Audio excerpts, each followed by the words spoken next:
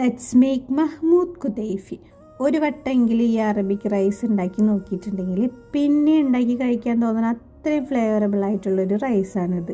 Arab രാജ്യത്തു നിന്നും ഇമ്പോർട്ടായിട്ട് വന്നിട്ടുള്ള ഈ ഒരു റെസിപ്പി ഒരു വട്ടമെങ്കിലും ട്രൈ ചെയ്ത് നോക്കണം.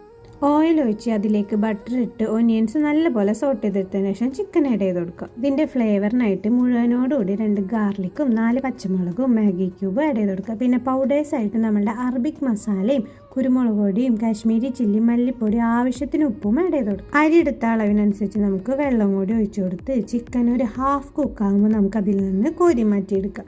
ഇനി നമുക്കതിലേക്ക് അരി ആഡ് ചെയ്ത് ആവശ്യത്തിനുള്ള ഉപ്പ് ഇട്ട് കൊടുത്ത് നല്ലപോലെ തിളയ്ക്കാനായിട്ട് വെക്കാം.